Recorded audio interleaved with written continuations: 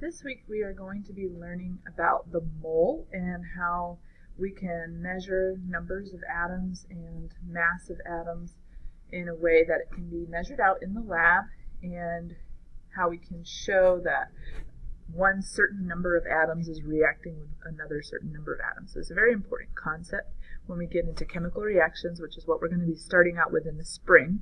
So it's really important for us to kind of get a basis for it now and understand the mass of a certain amount of material based on the masses of different elements.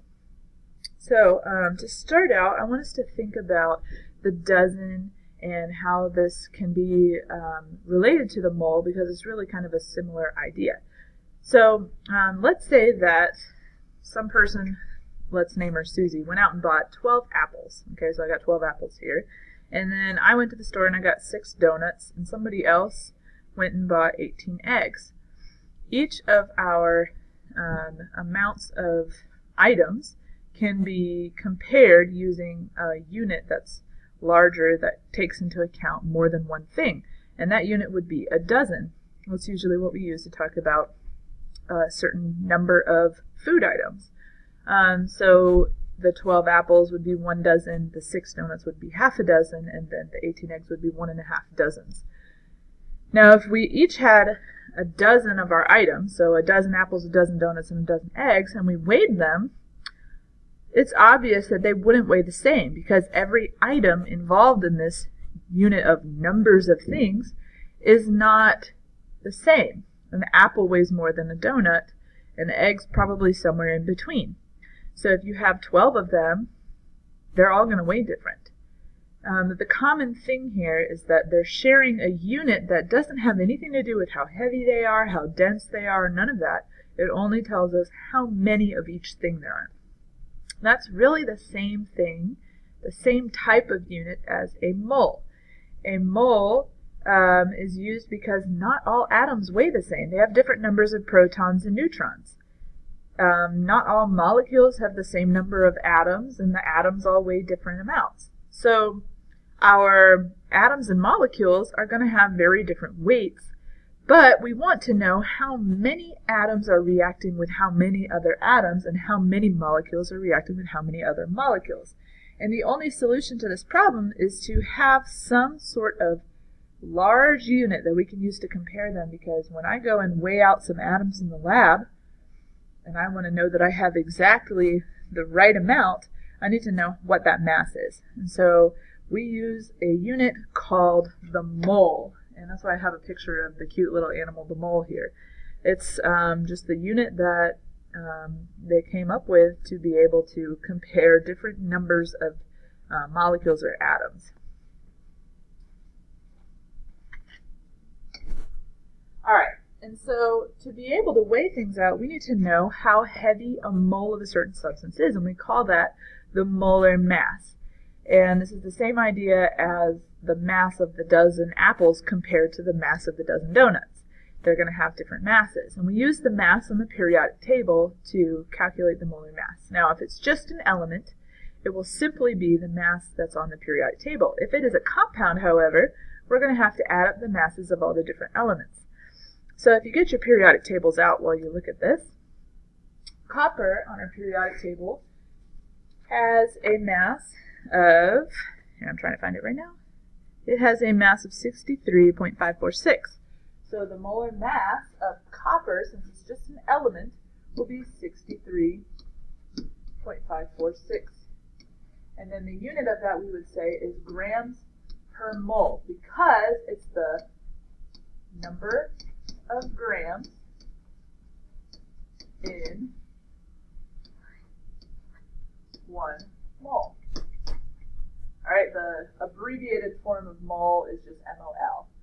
Alright, so then when we look at aluminum, it only weighs 26.982 grams per mole. So the same number of aluminum atoms are in this mass, so weigh it out on the scale, there's the same number of aluminum atoms present as copper atoms when copper is weighed out to this mass. And so it's kind of like the same idea as if I had a dozen aluminum atoms and a dozen copper atoms, Copper is obviously heavier than aluminum. Now when we get to an actual compound, we've got to add them up, so you need to know the mass of all your elements. So for this, we have sodium, which has a mass of 22.99.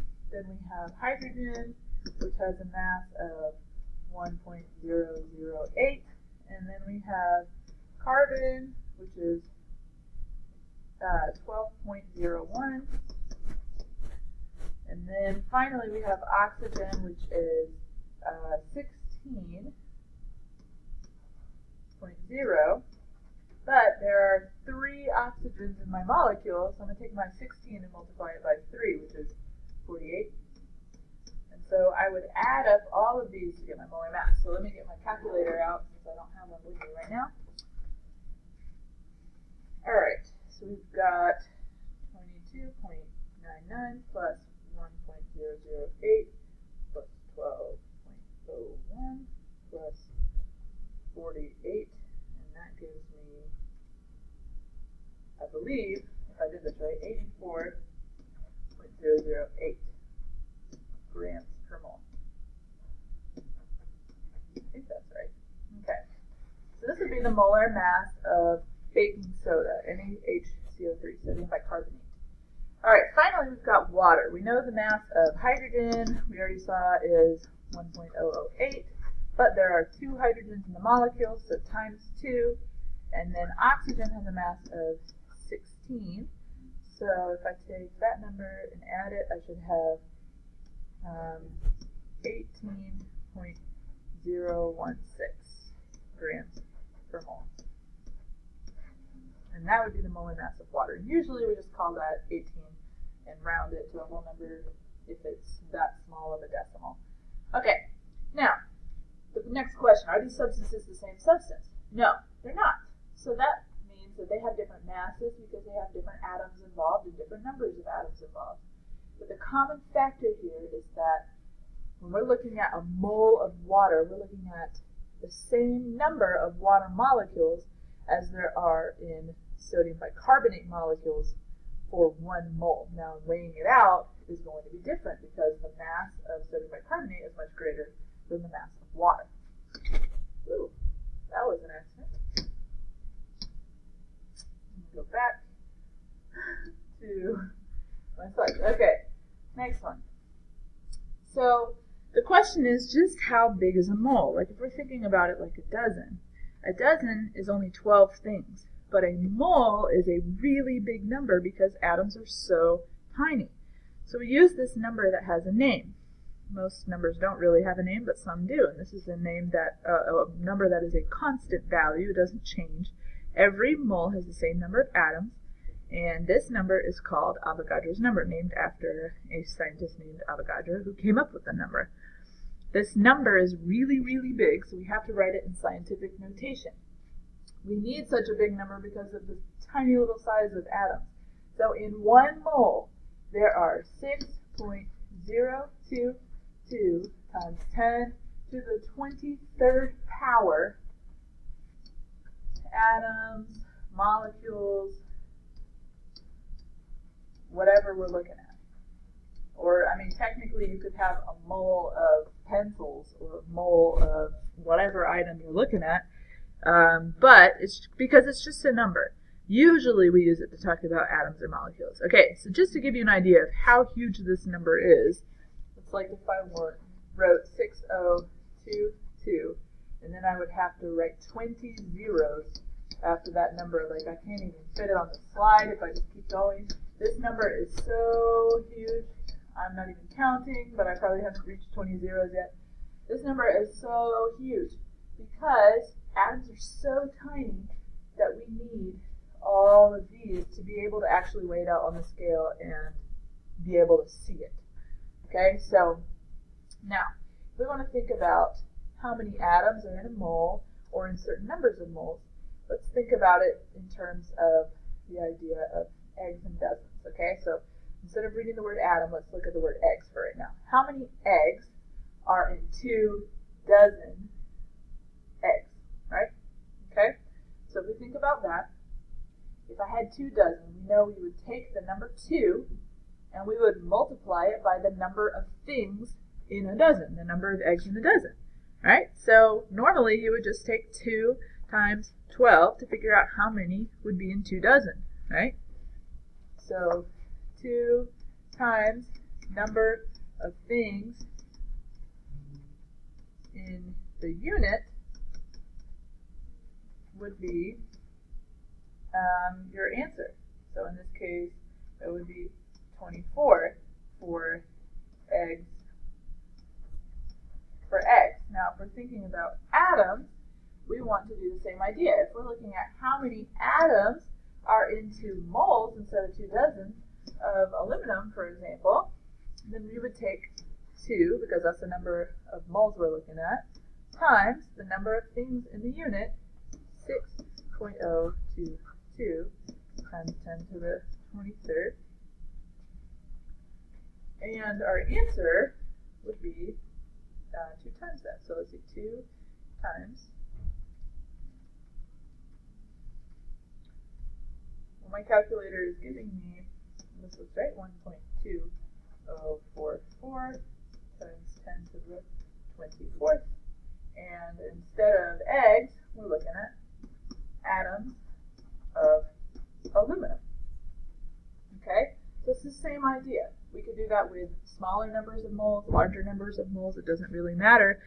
To figure out how many atoms, all you have to do is take how many moles you have times how many atoms are in a mole. All right. So there's 2 things that we can use to relate moles. And if we want to think about atoms, we have to use Avogadro's number, or the 6.022 times 10 to the 23rd, to be able to go back and forth between moles and particles. If we want to know about grams, we have to use the molar mass, the mass on the periodic table, because that tells you how much the substance weighs. Now, the molar mass is not a constant when we're thinking about different substances. It's very specific to the substance, and that's why we cannot just go directly between particles and grams, or atoms, molecules, and grams. We have to go between the mole, because that's kind of like a standardized unit where it doesn't really matter how heavy it is, we can still figure out how many atoms there are. Okay, so because this is not constant, we always have to go to moles before we can figure out how many atoms are present. And the other way around, if we want to know how many grams, we should use Avogadro's number, which is constant for all substances, to figure out how many moles there are, and then use the molar mass of the substance to get the number of grams. So you can use a flowchart like this if it's going to help you remember. So let's use it as an example. If we had 15 grams of CH4 and we wanted to know how many moles that was, what would we need to do? Well, that means we're going to be going from grams to moles. So let's follow the arrow that goes in that direction. The arrow that goes in that direction says we need to divide by our molar mass. So the first thing we'd have to do is calculate the molar mass. So for CH4, carbon has a mass of 12.01 and hydrogen has a mass of 1.008, but there are 4 hydrogens, so multiply that by 4. We're going to get something a little greater than 16. I think that would be 16.042. I just did that in my head, so hopefully that's right. And that's grams per mole. Okay, so if we wanted to know how many moles were in 15 grams, like we said here, we start with our number of grams. This is our given, and we're going to divide by our molar mass, what we just calculated. So 15 divided by 16 will be just under 1. So let me see what I get. 15 divided by 16.042, and I get 0.935 mole CH4. Now, that's not the correct number of significant figures. If we wanted to round it, it would be 0.94 mole. All right, that would be our answer. Okay, now in the next question, it wants us to go from moles to grams. We'll have to do that in the next video because I'm running out of time here. But we'll still use the flow chart. We're just going to go the other direction.